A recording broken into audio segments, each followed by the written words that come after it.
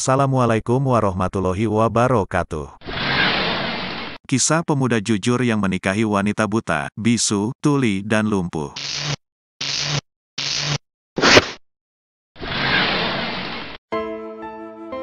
Kisah ini dikutip dari kitab Syiar A'lam An-Nubala karya Az-Zahabi.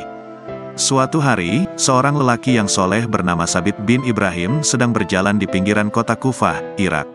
Tiba-tiba dia melihat sebuah apel jatuh keluar pagar sebuah kebun buah-buahan.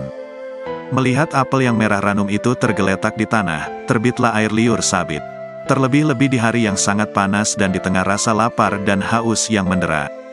Maka tanpa berpikir panjang dipungut dan dimakannyalah buah apel yang terlihat sangat lezat itu. Akan tetapi baru setengahnya dimakan, dia teringat bahwa buah apel itu bukan miliknya dan dia belum mendapat izin pemiliknya. Maka ia segera pergi ke dalam kebun buah-buahan itu dengan maksud hendak menemui pemiliknya agar menghalalkan buah apel yang telah terlanjur dimakannya. Di kebun itu ia bertemu dengan seorang lelaki. Maka langsung saja ia berkata, "Aku sudah memakan setengah dari buah apel ini. Aku berharap Anda menghalalkannya." Orang itu menjawab, "Aku bukan pemilik kebun ini. Aku hanya tukang kebun yang merawat dan mengurusi kebun ini." Dengan nada menyesal Sabit bertanya lagi, "Lalu, di mana rumah pemiliknya? Aku akan menemuinya dan minta agar dihalalkan apel yang telah kumakan ini." Pengurus kebun itu memberitahukan, "Apabila engkau ingin pergi ke sana maka engkau harus menempuh perjalanan sehari semalam." Sabit bin Ibrahim bertekad akan pergi menemui si pemilik kebun itu.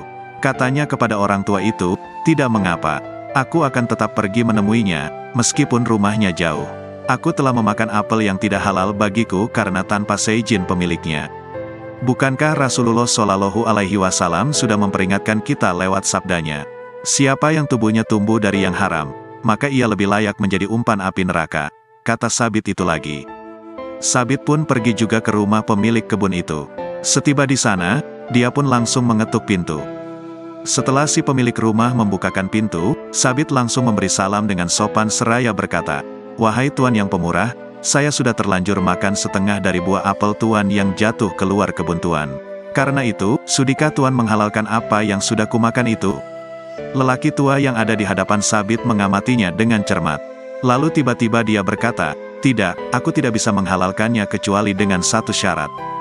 Sabit merasa khawatir dengan syarat itu karena takut ia tidak bisa memenuhinya. Maka segera ia bertanya, "Apa syarat itu Tuan?"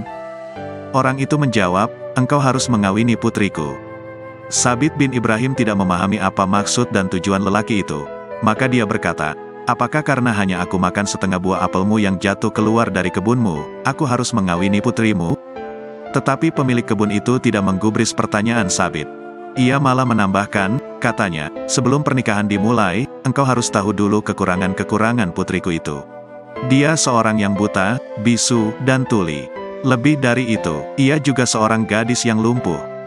Sabit amat terkejut dengan keterangan si pemilik kebun.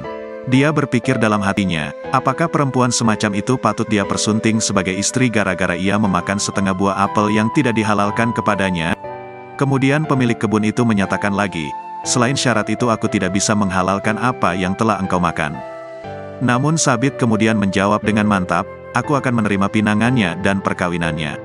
Aku telah bertekad akan mengadakan transaksi dengan Allah Rabbul Alamin. Untuk itu aku akan memenuhi kewajiban-kewajiban dan hak-hakku kepadanya karena aku amat berharap Allah selalu meridhoiku dan mudah-mudahan aku dapat meningkatkan kebaikan-kebaikanku di sisi Allah Ta'ala." Maka pernikahan pun dilaksanakan. Pemilik kebun itu menghadirkan dua saksi yang akan menyaksikan akad nikah mereka. Sesudah perkawinan usai, Sabit dipersilahkan masuk menemui istrinya. Sewaktu Sabit hendak masuk kamar pengantin, dia berpikir akan tetap mengucapkan salam walaupun istrinya tuli dan bisu, karena bukankah malaikat Allah yang berkeliaran dalam rumahnya tentu tidak tuli dan bisu juga. Maka ia pun mengucapkan salam, "Assalamualaikum."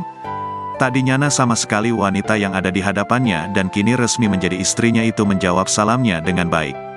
Ketika Sabit masuk hendak menghampiri wanita itu, dia mengulurkan tangan untuk menyambut tangannya.